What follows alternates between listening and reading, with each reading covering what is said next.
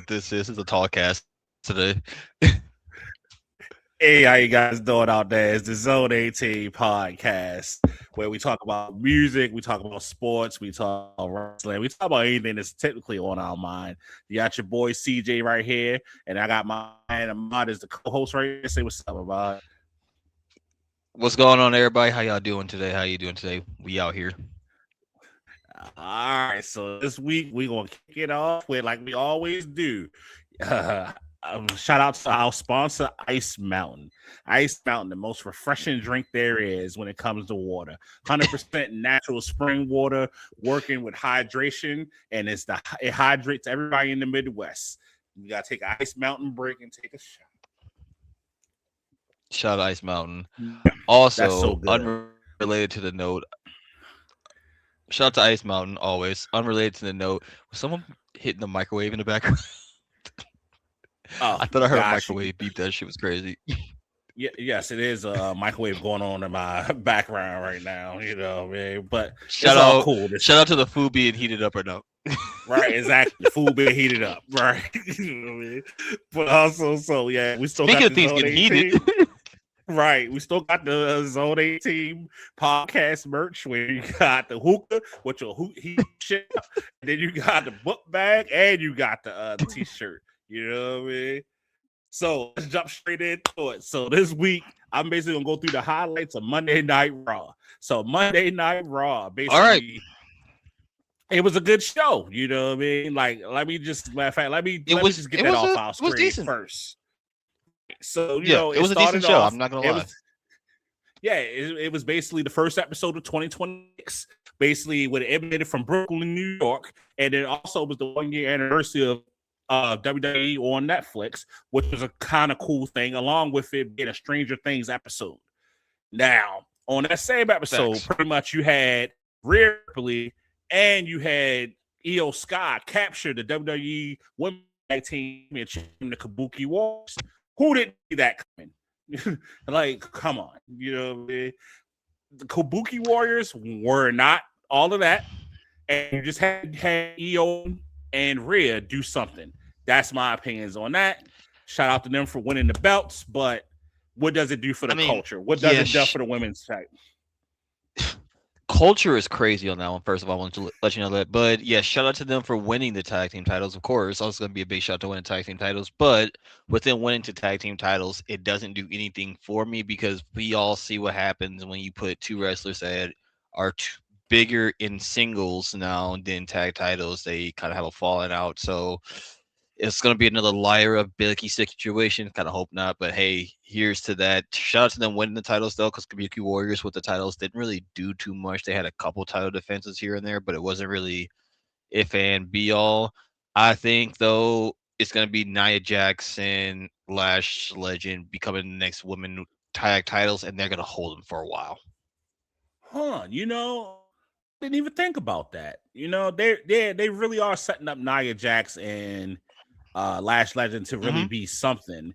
And I never thought about that. Honestly, playing that black man being the women's championship, you know, I will not have any problem with that at all. You know what I mean? If that's the No, direction the it'd be great. WWE wants to go in, shout out to Triple H on that. You know what I mean? Like he's really putting us blacks, you know what I mean, on the forefront right now, you know?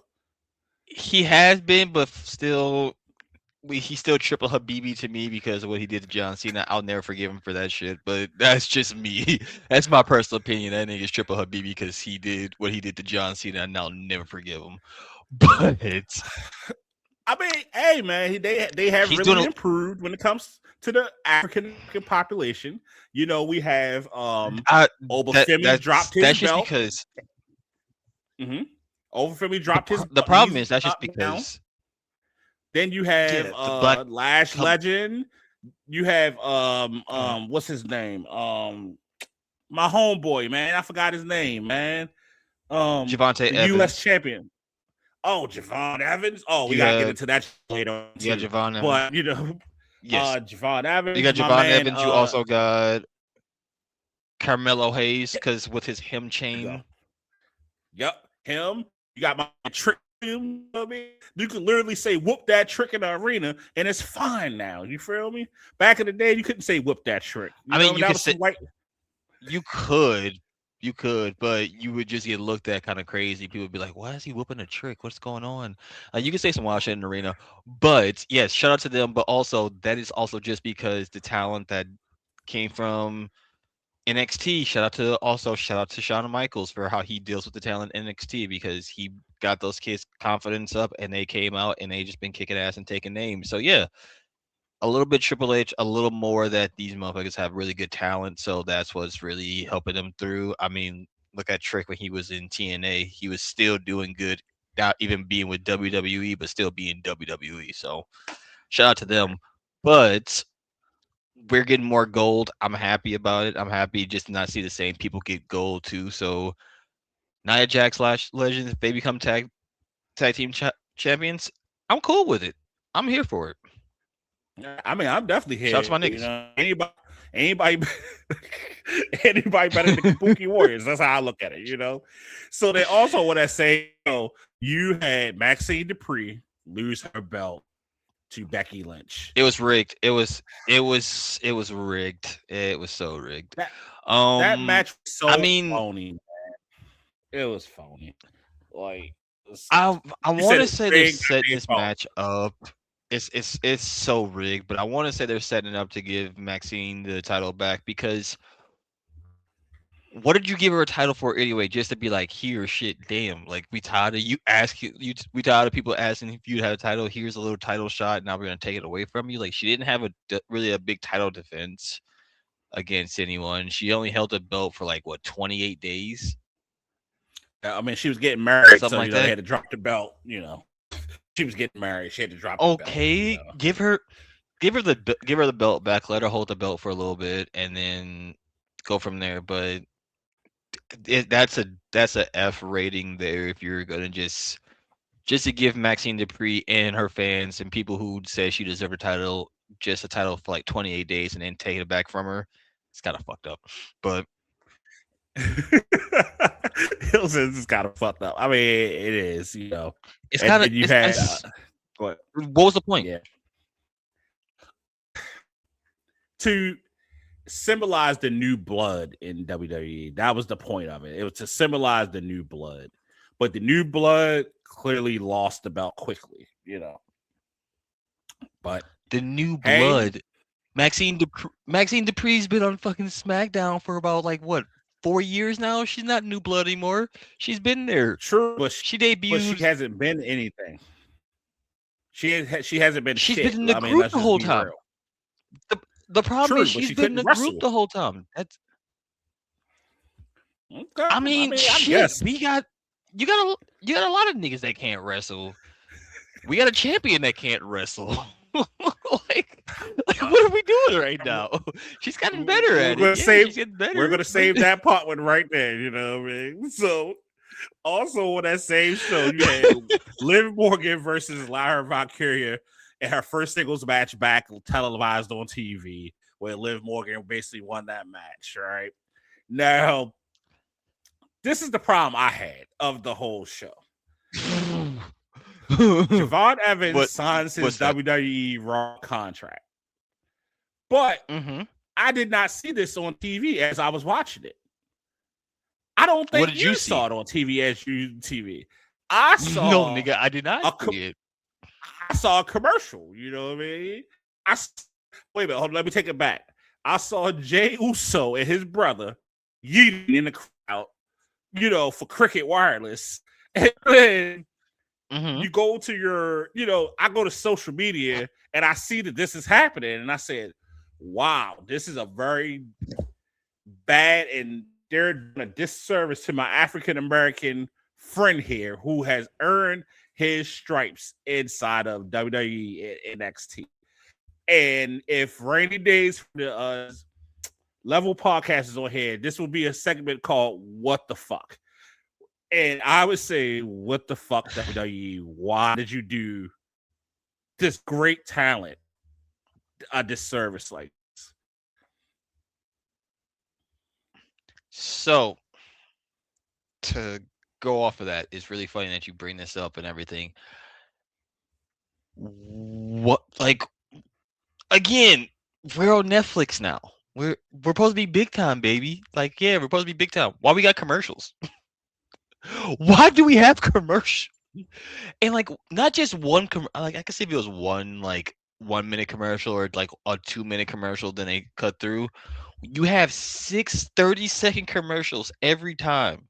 So what's the point of being on Netflix and not just being back on the USA? Because I think when we were on USA, we had 6 or 7 commercial-free episodes where we didn't even see commercials, and now all of a sudden, I go on Netflix, I'm seeing 6 commercials an hour. I see more commercials than I see match. That's what I was going to say. I think the deal was a good deal when you thought about it, but realistically, what changed for us?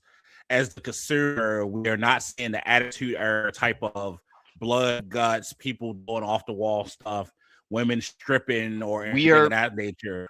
So, what is the point of being on Netflix? That's just my opinion on that. Hold on, we're not gonna skip past the women stripping part. Like, you just throw that in there so casually, but anyways, bro, threw that one in there. Shout out to the old 2002 to 2006 era where people were stripping on national TV and we had lingerie contests and everything. That's definitely never going to come back. We can't have that anymore. That was a wild time in WWE history.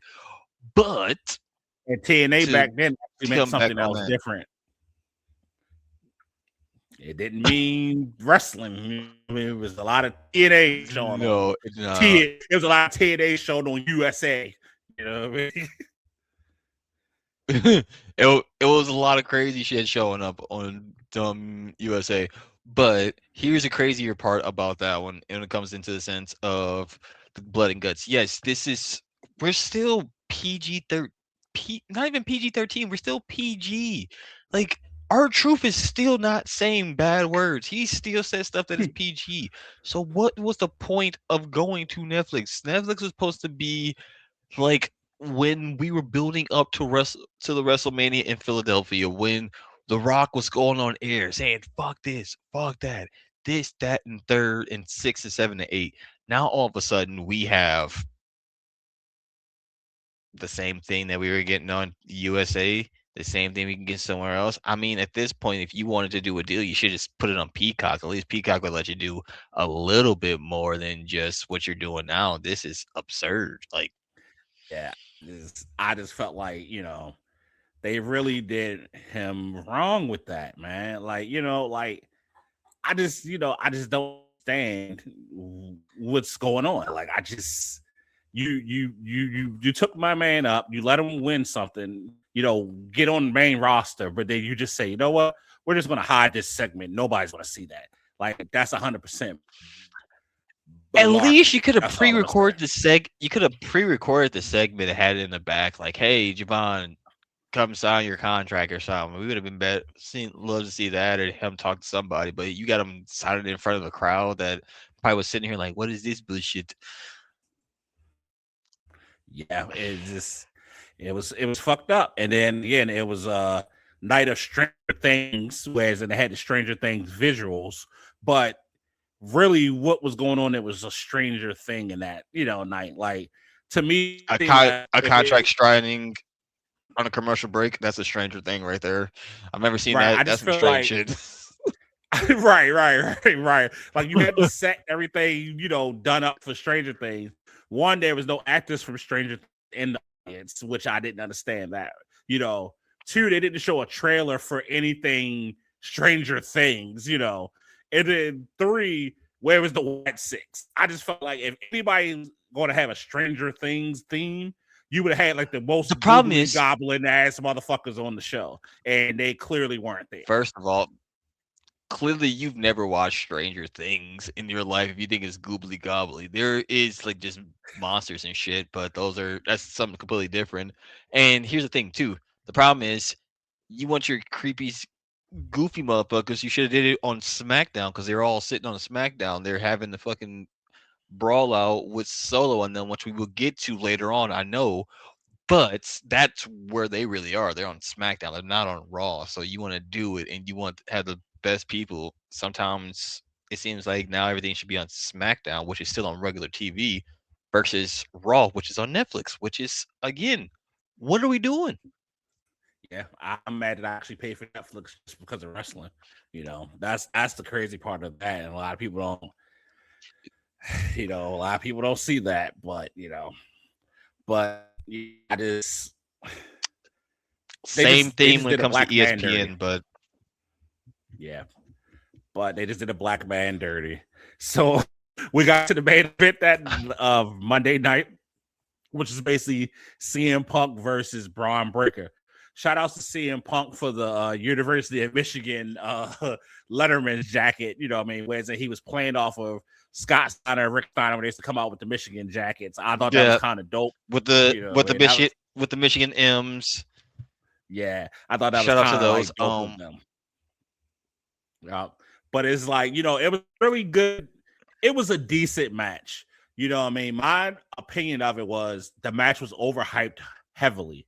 Whereas I thought we definitely was going to see a title change, and I feel as though Braun Breaker is very deserving of that title right now because I feel like he's really carrying Monday Night on his back now. Him and the Vision, even hate the rest of the group, but I feel as though they're really doing their thing. And Sam Punk is just, to me, just old, man. You know what I mean? He just like an old dirty man. He just need to be put out the pasture. You know what I mean? Like it's just wild as fuck to me. Like, he's just, it is what it is with CM Punk. That's just what I gotta say about it. Like, old dirty man is crazy. I want you to know that. Oh my god, that nigga is old. First of all, he's in his 40s now or something like that. So it's crazy. I'd say with the match, with the interferences you got from everyone and everything you've seen too. I mean, we saw Penta come back and with that one to help everything out. We seen the Vision out there to do everything. So we did see everything. It was a good match. Now, CM Punk getting the win was definitely a surprise because how they did play it up was like, yes, Braun Breaker was going to get the title. But I think, and here's the thing, it seems like Seth Rollins is going to be coming back a little bit better and everything like that. Obviously, they don't really want a big title change to happen unless it's WrestleMania or SummerSlam at this point, besides something that happened on a Friday that we'll get to in a little bit. They don't really want a big title change to happen. So they usually wait until like PLEs to have a title switch hands. So if you're gonna make a title switch hands, you're gonna do it probably at a PLE when it comes to that one, and then somehow it's gonna be one of those things where you think Braun Breaker's gonna win it again, and then Seth Rollins comes and stops him. Punk wins, but then Rollins stomps him out, and now we have a triple threat with them, and that's when you'll probably see like a Braun Breaker win or something like that to really solidify that he's on top of the mountain now against both of them. I mean, when I was young, and now I'm starting to feel it. Like I'm starting to feel it in the sense of me being an older adult. When I was young, Friday night SmackDowns, Monday night Raws, titles were changing hands. It was a lot going on these shows, and now it just seems like I'm at a disagreement. One of the 5-card leagues. I'm glad that we're not paying $40 to watch every PLE anymore. You know what I mean? $50.99 because it will piss me off. We're getting matches that are decent matches, but sometimes you need more. Like I'm getting tired of the promos. Like it's a lot of talking. It need to be some ass kicking. You know what I mean? It's like it's time for all that talking, man. And it's like we got talking commercials. He said, I've seen more talking and more commercials than I've seen matches. But then the problem is, too, when it comes to the matches that you see, they're not always great matches. And yes, we've seen a lot of titles change hands before and everything. But I feel like, too, which sounds crazy, you seen more of a roster when they had a smaller roster than you see with them with a bigger roster. I think the problem is we don't see the title changing hands so much, which is the opposite effect because there's so many people the titles can change hands to that you don't want to necessarily keep changing the hands of a title every week, every month, every day, that's why you see a longer title reign. That's why you see guys like Roman Reigns hold that bitch for 1,000+ days, and they're trying to get it to be at least people to hold their titles for like 300 days. But the problem is we've come to expect it so much of a title changing hands in like crazy good ways that not only see we just don't see a title change. We're like, okay, this is good, I guess, if you put it in the right person's hands. But when it just comes to it, I just rather see more matches and less fucking commercials. Like, what do we? Can we just Yeah, stop with the commercials, please? yeah. Stop with the I'm good with commercials. Stop that. with the product placement, because I'm over the product placement too. On every piece of equipment that we see now, you have a sticker for something.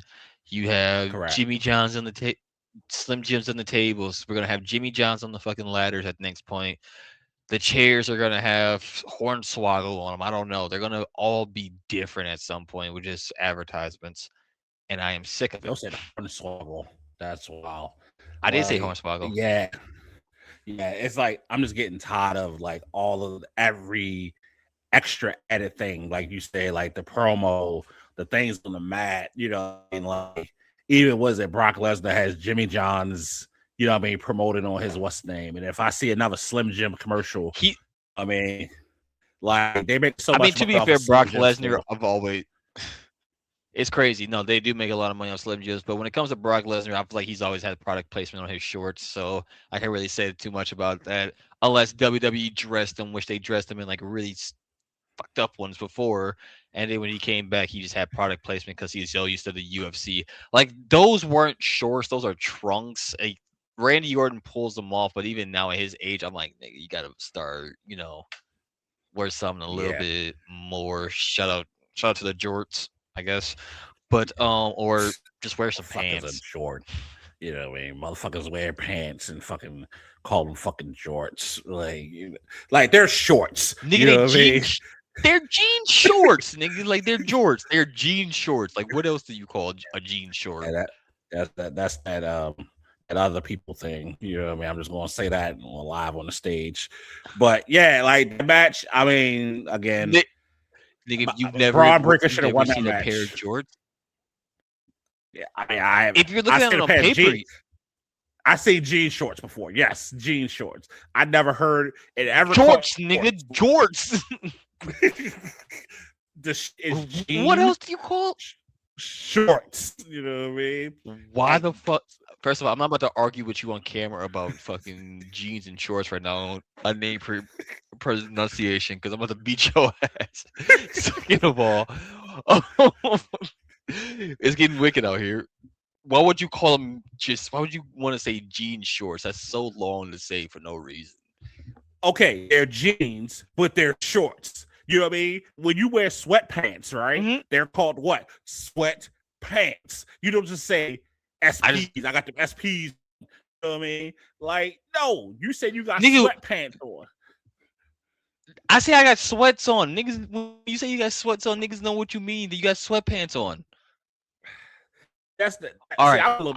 I'm a millennial, and we're gonna say jean shorts. You know what I mean? That's all I'm gonna say about that. You know what I mean? But if I had somebody else here right now, I promise you they would say Jordans too, and then you would be like, "No, it's not George," and you would be the only one in this conversation. So, whatever, man. So anyway, you know what I mean? As I put my hand, you know what I mean? We had the debut. What do you think about to shoot you or something? I'm just saying, man. So we had a debut. Trick Williams versus Ray Phoenix. It was a encounter between both of them. My only issue with it was Trick Williams was a little bit too tall for Ray Phoenix. You know what I mean? So a couple of those moves on the top, 100%. It looked proper. You know what I mean? But what it was because it was due to the height difference in both of them. But I think Trick really solidified himself as a in-ring performer. He really did an awesome, amazing job in that. And, whoop the Trick,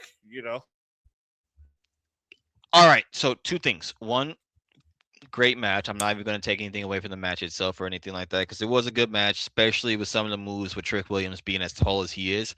I need to see Trick though fight someone on it doesn't have to be his same height stature, but I need someone on his same power build to see that fight to really see what I'm going to get out of Trick Williams. Am I going to get someone who's still going to use more power, or is he going to be more technical with it too? Because there's like another side of Trick that is there that we just haven't seen just yet, because we're so used to seeing him use like more powerful moves that he might have some technical shit out there that might even work more with it and might make him even higher in the fights. Now, when it's that being said, good debut. I want to see more of him though. And then at this point too, let me see him versus Carmelo. Obviously, it's gonna be a toss up who wins that one, but that would be a good fight. Or if you want to do it too in like a triple threat scenario, give me Trick, give me Evans, and then give me Carmelo. That would be a crazy match. I like that. I like that. That's a lot of high fun. You know, man. You know, you got a lot Evans, of high fun, but also Tricks. Yep. A lot of high fun, but also a lot a lot of power, a lot of finesse in there. I feel like it'd be a good match. Got you. Then now, I would say you had. Go ahead. I would say if we do that match though, and if you really look at it on paper, Carmelo would win, but Trick might pull an upset if it's like depending on the situation. I mean, if he cheat like he did, you know what I mean, but with that Trick, you know I mean, that's what I said. Hey, no honor against thieves among thieves. Right. Then you had Julia with her U.S. title defend against Alexa Bliss. I'm not gonna lie to you. I didn't even pay attention to this match. Yep. I mean, to be honest with you, yeah. I didn't watch it. I'm kind of over. I went to go grab food. Right. Like I'm over Julia, whereas they say that she was this great woman in Japan in Japan, but I just don't see it. WWE is not booking her correctly, I guess, in my opinion. Well, you know, the problem with her is, and yes, maybe this might be WWE, maybe this might be her, maybe she was on an injury or something that we just didn't know about when she won the women's title. But I can count on like my hand how many times I've seen her on SmackDown doing anything, and it's like twice. And one of those times was Friday. So really after that once, and that's when she won the US title, and she did like a little promo appearance, so like 1.5. But she hasn't really been out there. We haven't really seen anything. She hasn't had a title defense. It's her first title defense after winning the title. You've been women's champion. You've been United States champion for how long, and you haven't defended your title to now. To be fair, remember she lost the belt. She lost the belt though to Chelsea Green, and then she won the belt back from her. So she has had defenses on the first go around. This is the second go around. She hasn't. She had one defense. It was Chelsea Green, and she lost to Chelsea Green. My girl, like my nigga, that's not a defense if you lose. But anyway, like what are we talking about here? You lost the fucking title. That's not a defense. A defense is if you win that bitch. You lost and had to get it back. You were a challenger again. That's not a defense. You didn't do shit with the title run at that point. Like, what are we? I mean, you're right. You know what I mean? What are we on right now? You didn't win that bitch. You didn't win your title defense, so you sat there and wasted all of our time winning the title. Then came back, lost to Chelsea Green, had to get it back, and then you win here. No wonder people don't know who you are. You haven't been on TV, and like I said, I don't know if she had an injury beforehand we didn't know about, if it was something, or she just absolutely sucks. I don't really know. Like I don't see her enough to know what's going on with her. So do more, be more active. To be fair, like I said, I can't be too mad at her. We do have a women's world champion right now who hasn't had a title defense, and she's held the belt for 70 days now. 77, like almost days of title defense. So remember when I told y'all before? We're gonna get to that too, though. We'll get to the strong bitch. The strong bitch. We're gonna get to the bitch in a minute, you know what I mean? But yeah, that's all she is. That's all she is. But go ahead. Then you had Carmelo Hayes defend and win his U.S. title match against Shinsuke Nakamura, which was a decent match. You had the MFTs in an 8-man tag match against the Wide Six. I'm sorry, that was I went to the bathroom on was the MFTs. I don't like nothing about them. I don't like their face paint. I don't like their haircuts. I don't like their theme music. I don't like anything about them. MFTs. I don't just miss me with the bullshit, as people would say. You know what I mean? The MFTs. You know what I mean? My family tree. Well, knock that tree down and shit because that shit need to get thrown in the dumpster and burned. You know what I mean?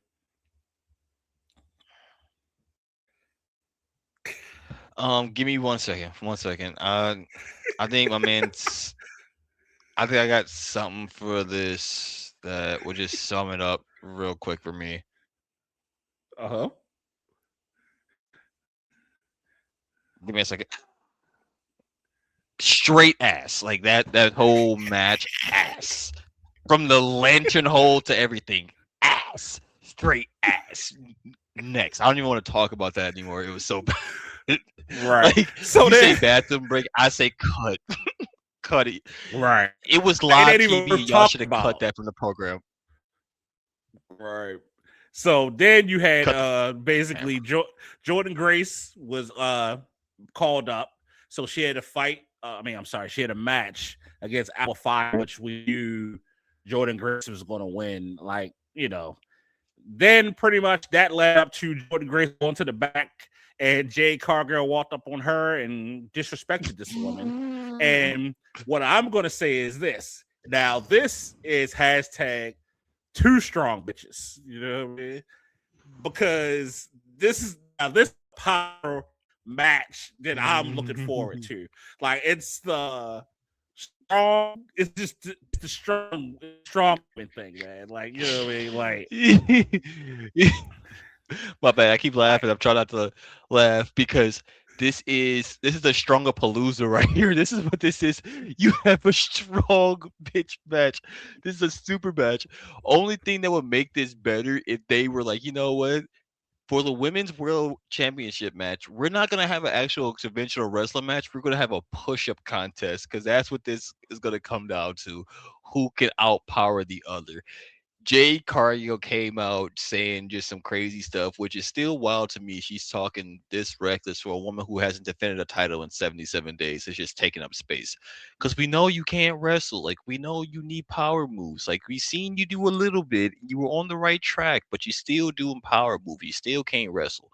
So, now the problem is going to be she's going up against Jordynne Grace, who also uses power moves, but she can wrestle a little bit. I've seen her technique and everything. She actually can wrestle. She can do a little bit more than Jade Cargill can. But the problem is, I swear if we watch this fight in real time, it's going to happen. It's going to be botch fest. And it's going to look so disgusting. It's going to be so crazy that big, strong girls, big, strong hashtag strong bitches will not be in a movement for another 10 to 5 years. This match will set them back 25 years to be back on the back burner because we're going to look and say, you strong bitches cannot wrestle if this is going to be a botch match. Like, I don't like this pairing whatsoever. You putting the same power classes up against each other. At least when you do like a power versus like a cruiserweight, it's kind of nice. It's like David versus Goliath type deal. But when you put two just strong bitches against each other, this is just gonna look like a fucking. This is gonna look like just a straight grapple fest, or you know what, just power move fest. That's not gonna go anywhere. It's not gonna do anything, and it's gonna be a complete waste of time. And if they do this match, do it without it being a title match first. Let's see how well this goes. If it looks absolutely fucking horrible, which I feel like it's going to, you just scratch it right there and then. Because other than that, there's no point of wondering about. That shit's gonna be ass. I think they're just trying to buy time until Bianca comes back to do Bianca versus Jade. But I mean, Jordynne Grace to me. How long does it take for a pinky to heal? It's more than a pinky. How long does it take for a pinky to heal? Her knuckle is dislocated and broken. So, I mean, this was the Attitude Era. She would just wrap that bitch up and just do her thing. You know what I mean? But this PG era, they gotta make sure everybody's safe. I How it, okay. Even still, I don't care if it's a knuckle, a pinky, or whatever it is. How long does it take for a knuckle to heal? it's been almost a year. You know what I mean? Like it's literally been almost a year. To be honest with you, she's been out so long that maybe she's pregnant. That's not that. Because that's to me Like at this point, that's out for a while. we've seen Montez Ford how many times on TV? Maybe 3. Like we haven't seen She's him. pregnant. That's what it is. Yeah, She's I pregnant. mean, That's what it is. She's pregnant, and they right. just don't want to. They don't want to say anything because they want it to be very private. Which, hey, if they are, shout out to them. But Bianca, if you're pregnant, at least say that so we stop waiting for you, so we can let you have your time with your family and everything like that. That sounds fucked up. I know. I'm sorry. I don't mean to say sound fucked up, but we're waiting for you to get back in the wrestling ring. If you're gonna have a kid and everything, let them know so we can get something else so this whole thing gets scrapped because at this point we're gonna wait for you until you come back, try to come back in WrestleMania, and then at that point, what are you gonna look like? Is it gonna be ring rust? Is it gonna be great? Is it gonna be bad? Like we haven't seen you since a WrestleMania, it feels like. So what is gonna happen now? I think when I'm sorry, when Bianca comes back, it's gonna be like the coming of Jesus. It's gonna be so long, and we've been waiting for so long that it's gonna be like Jesus back.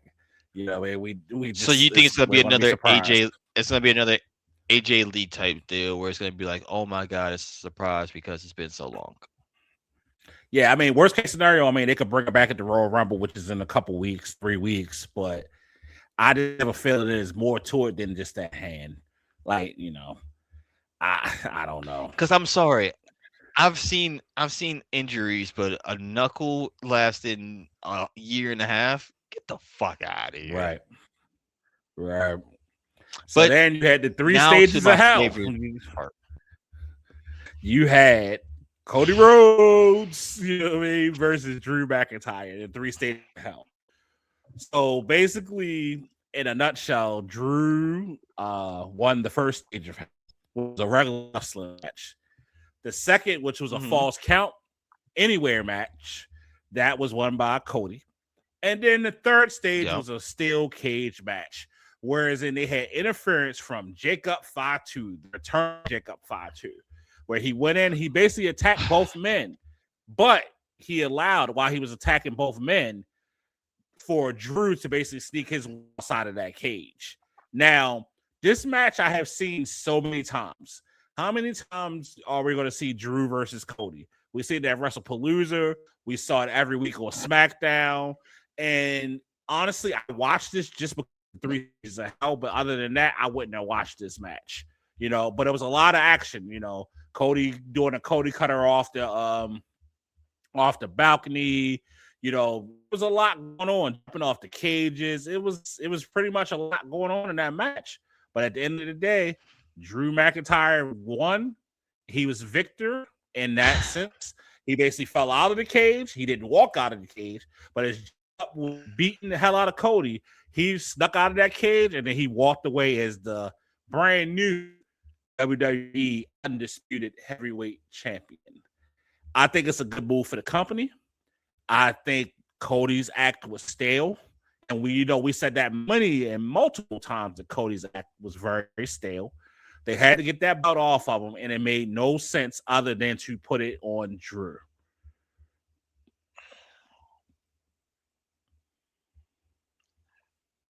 Yeah, here's the problem. I want to agree with some of it, but I can't.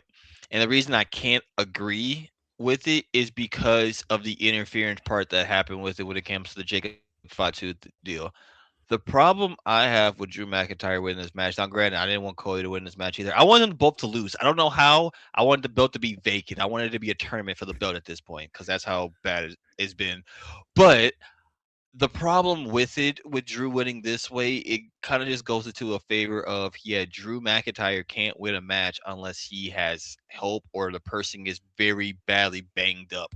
Because when he won the World Heavyweight Championship for his 5 minutes that he was champion, well, like 3 minutes and like 20 seconds that he was champion, he beat up on a Seth Rollins that was injured. Now he gets a win on over Cody Rhodes, but he gets that win through the interference of Jacob Fatu putting Cody in the corner in a farther corner where he can just jump out the ring.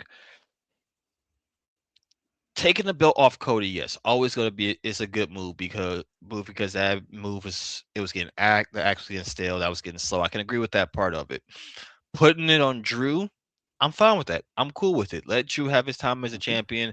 He's just gonna get that title taken off by Roman anyway, so it's gonna be that all over again for him. He's gonna have PTSD, one or the other. Like someone's that belt is going to go to Roman or somebody else. That's just like that high of a name to try to carry it for a little while.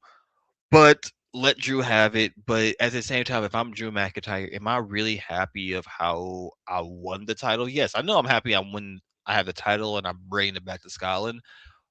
But am I really happy of how the outcome comes out? Or is it going to be one of these where they're like, Drew, you have the title, but you have to fight Cody to get in a proper match with no interference. If you win it this time, yes, you're champion.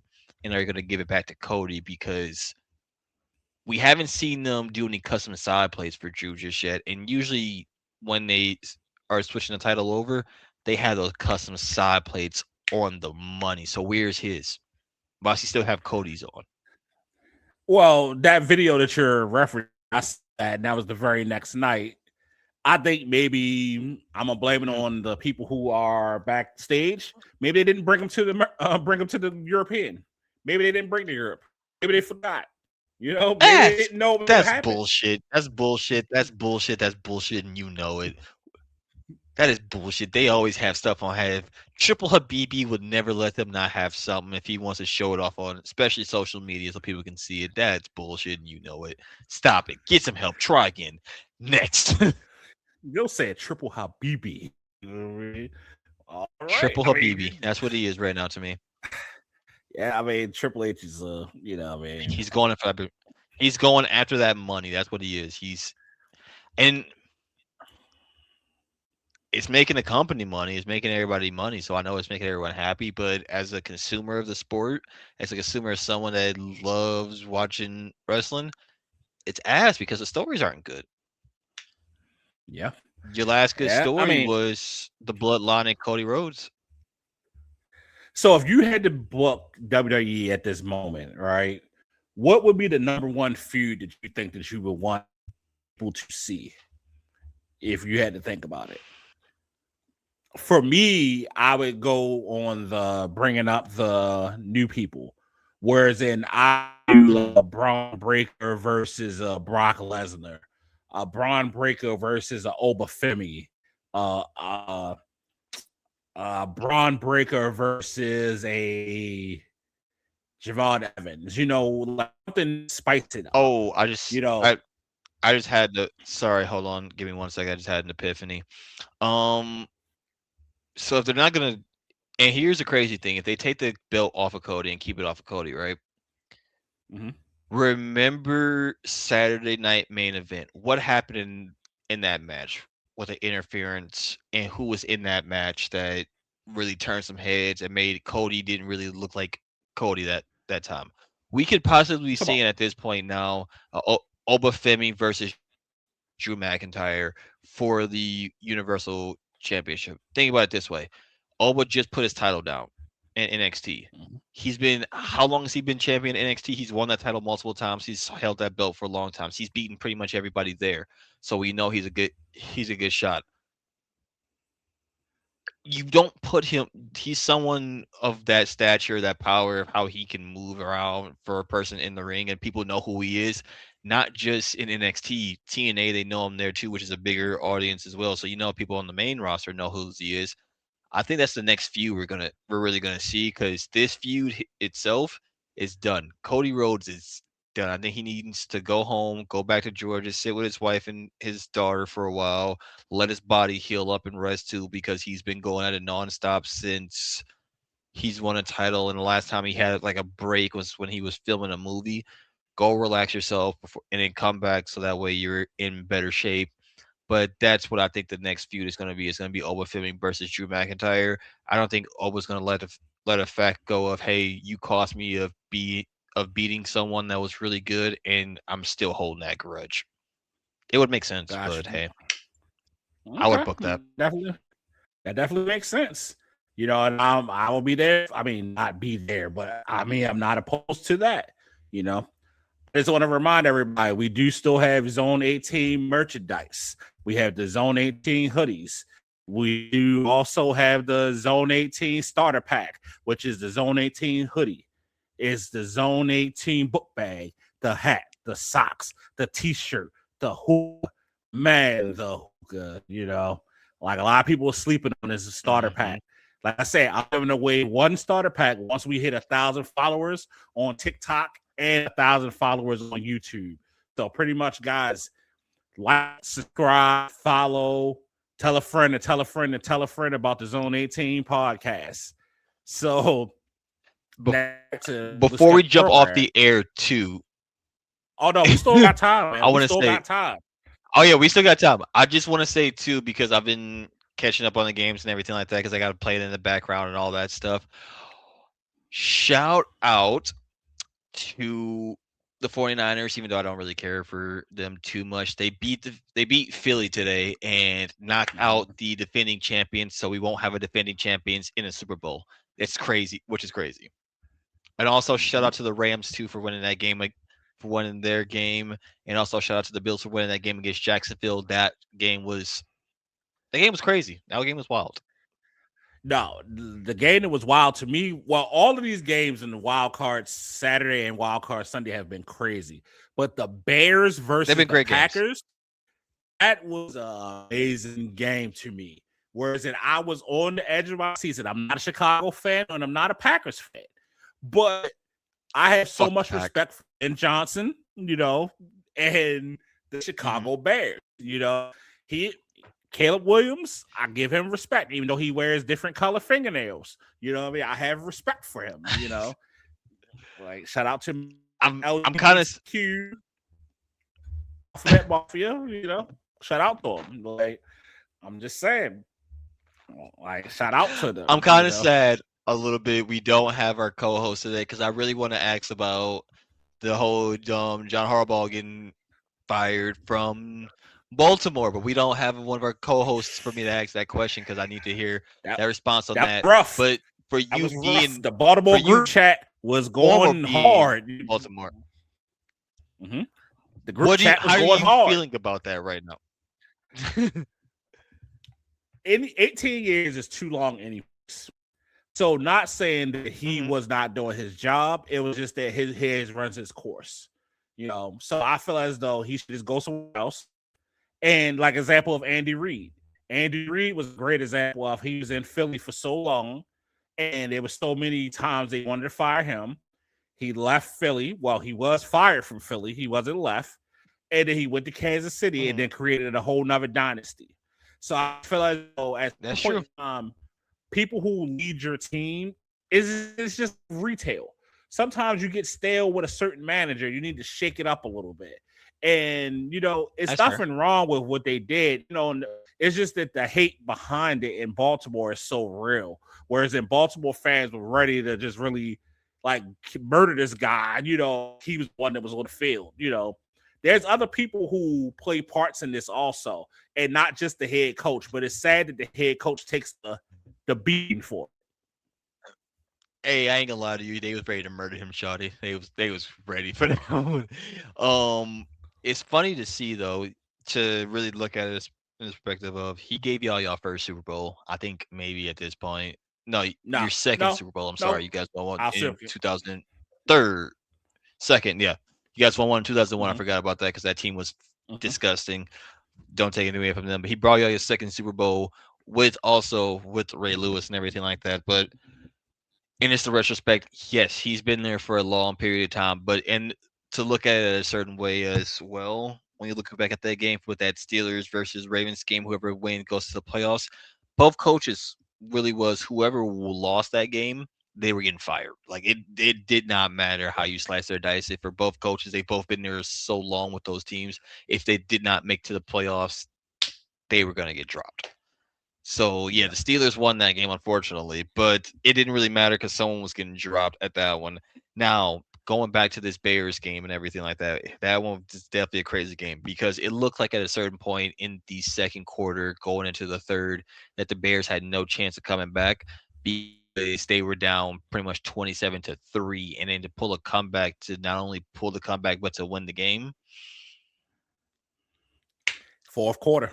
They call that man. They call him Iceman in the locker room and everything like that. And I guess that's going to be Caleb's little nickname now because right now he's showing that he is Iceman in the playoffs because that is to be especially down that far, that long to come back in the fourth quarter to win the game. Burr. Yeah. I mean, but now looking at it too, Gucci Burr. He was feeling like Gucci Mane in 2006. But now that we look at it this way too, when the game comes up, whoever's Chicago going to play, are we going to see that again for Chicago? We're going to see another win, or is it going to be the wild card was everything they had left and they get knocked out in this next round? Because they're going to be playing the 49ers of what it seems like here, and that game is going to be crazy. I don't think Chicago wins, though. I think the 49ers take that one because CMC, Brock Purdy, all those guys have just been going crazy. And I don't know if their defense is going to be able to stop them so many times for the offense that can struggle at times if they're not clicking. If they don't come out fired on all cylinders, I don't think Chicago's going to be able to do anything. Because we're going to see... Chicago's going to do it. They're going to see some shit. I have faith in Chicago. In the words of Doc on Back to the Future, you're about to see some amazing shit. You know what I mean? So now this is the one that's going to ruffle a little feathers here. You know what I mean? So the last topic of this great evening, right? So I was basically having a debate with a few people and we talked about pop, and something came up, that I saw, and we're going to put it up on the screen. So who at this table has to get up for Kendrick Lamar to have a Jay-Z? If I'm having to pick out of everybody here, and here's the thing, if I have to pick out of everyone here, because obviously looking at all this, no one really here needs to get up at this table. I think everyone here is a legend in their own right. But if I had to choose someone to get up out of this table for everyone who has all the hits here versus everything, it would be Jay-Z. I'm not saying Jay-Z doesn't have hits or anything like that, but with the work Kendrick has put up, with the stuff that 50 has put out, Kanye has put out. Nigga, Kanye put out Graduation. He's not getting up that table for no reason. With the stuff Eminem has put out, with the times that Lil Wayne has had from I want to say 2005 to 2008, niggas was wearing truck fit and fucking skinny jeans and was blasting his music to what Biggie and Tupac did there. Jay-Z is the only logical answer that has to get up out of that table. Yes, he had the blueprint. The blueprint was cool. It was great. But out of the whole catalog of everyone here, he would have, besides him and Kendrick, he has the weakest catalog. Okay. So in my opinion here, so let's for the audience see, you have Biggie Smalls, you have Lil Wayne, you have Jay-Z, you have Tupac, you have Eminem, you have Kanye, you have 50. So I'm gonna say this way: I'm a hell of a Biggie Smalls fan. Biggie Smalls is kind of somebody who I idolize, and I lived my life through at that point. He taught me how to go from ashy to classy. Lil Wayne, like you said, had that us on lock, and basically it was 2006 to like 2009, 2010. Wayne was it was in that era. In that era, right? Yeah. Jay-Z definitely showed the blueprint. He was the guy that, growing up in the streets of Baltimore, we were basically idolizing in the sense of what we could be. Tupac Shakur was definitely the damn rebel of the world, whereas he showed everybody how to tell people, fuck you, kiss my ass, and cannot stop him for saying that's why he fucked your bitch, you fat motherfucker. Most clinically acclaimed best line ever in hip-hop, right? Then you basically had 50 Cent. 50 Cent, you know what I mean, who taught you how to get rich or die trying, who bought you the candy shop, who bought you in the club, you know what I mean, a song that's going to be around for everybody's birthday. Kanye, I had a dream I could buy my way to heaven, and I woke and I spent it on a necklace. I told God I'll be back in a second. It's so hard not to act reckless. Backpack Kanye. It's Mr. Slow Jams Kanye. Then you have Eminem, one of the most influential people in hip hop, and then also a white boy from Detroit. If, in my opinion, if anybody had to get up out this seat for Kendrick, it would be Eminem. I'm sorry. I said it. It is what it is. That's my opinion, and I'm sticking to it. Eminem, if you look at everybody at this table, Eminem bought value, yes, right? But he's a white boy from Detroit. I'm sorry. If you had to put somebody, boy, you on crazy the as table, hell, boy. Boy, you crazy as hell. You if crazy you as had to, hell. You had to put somebody crazy. out, You crazy as hell. you disagree? You know what I mean?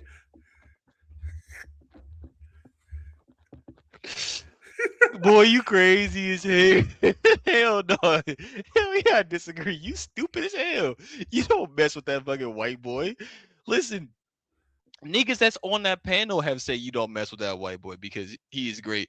How do you have fans who don't know that much about hip hop, but when you tell them, hey, name an Eminem song, they can name you 7 of them. You can give them a list of all these people in the game, people who don't know, people who know hip hop, who don't know hip hop. They could probably name you more Eminem songs than some of the other rappers on there, besides Lil Wayne, besides 50 Cent, besides Drake. Like, not many people are gonna name you Jay-Z songs. That's not the fucking blueprint. Like, let's be fucking for real here. Let's think about this for a second. Let's sit down here, think about this for real, because this motherfucker had people going insane. He had kids out here asking motherfuckers, hi kids, do you like violence? Do you want to see me stick 9-inch nails each one of my eyelids? Like, people don't rap about that and get famous, and you gonna say he's gonna give up his seat for Kendrick over Jay-Z? Like I said, nothing against Jay-Z. I'm not saying he's a terrible rapper or anything like that. Yes, he made the blueprint. Cool. But looking catalog to catalog, when you look at Eminem shit, Marshall Mathers LP, platinum. The Slim Shady LP, platinum. Fucking pretty much a lot of his albums that he had went platinum. What else? There's I have how much time do we got left? Because this is gonna fucking you just really just opened up a can of worms that just pissed me off on this bullshit. Because how fucking dare you sit here saying nigga came back after being gone for 8 years, dropped an album. People said, hey, shit wasn't great. People go back to it now. They love the album. This mother they're Jay-Z and Eminem are on a song together called Renegade. And there's times where you're sitting there and you don't know who's the best on that song, but you know Eminem is topping that bitch. Like, let's be fucking for real here. This nigga killed Ja Rule. Go to sleep, bitch. Die, motherfucker. Die. Like, I'm sorry. No, we're not doing this. Fucking Jay-Z lost to Nas, nigga. I'm just saying. He's never been in a beef that he's won. If Kendrick wanted a seat at that table, he has to take Eminem's seat. I'm sorry. You know what I mean? You say Jay-Z, I have to say Eminem has to go. Eminem, to me, again, I think you're biased. You know what I mean? Being a Detroit native, you know what I mean? I think you're biased. You know what I mean?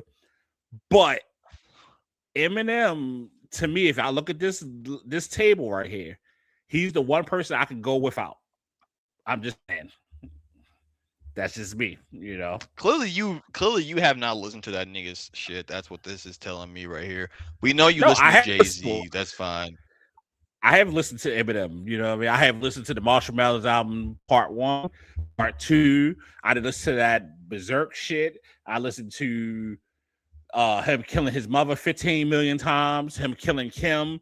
You know what I mean? Stan has the name Stan because of the Eminem song. You know what I mean? So I'm just saying, I like and Eminem. You're telling me from Stan alone that you're still saying Jay-Z will have a seat over Eminem at the table? Yep. That's my truth, and that's what I'm sticking to it. So you say Jay-Z gotta go, I say Eminem gotta go. You know what I mean, you stressed over there. You know what I mean? Like, it's just Lord help me. This. I'm just saying, you know. I'm just saying, audience, you know what I mean, chime in, you know what I mean, or TikTok, on YouTube, you know, chime in. Please, you know, put in the comments and let this nigga know that he has lost his fucking rabbit ass mind. Please, let him know he's lost his mind, chat. If you're looking at the screen, everybody, who at this table has to get up for Kendrick Lamar to have a seat? Biggie, Lil Wayne, Jay-Z, Tupac, Eminem, Kanye, or 50 Cent. I'm standing by my thing of Eminem. You know, Ahmad standing by his thing of Jay-Z. That's what I'm gonna say. That, you know. So again, like, every part of me is just like, this nigga can't be serious. Like, I'm just waiting for the haha. It's gonna be Jay-Z coming back from you versus this. Like this. My fault. Go ahead. I'll let you continue. I'm just saying. I just want everybody to like, subscribe, follow, you know, us on the Zone 18 TikTok page. Also, like, subscribe, follow us on YouTube. Again, this is your boy CJ here, and then that's your man Ahmad right there. And basically, we holler at y'all. Good night, y'all. Appreciate it. All right.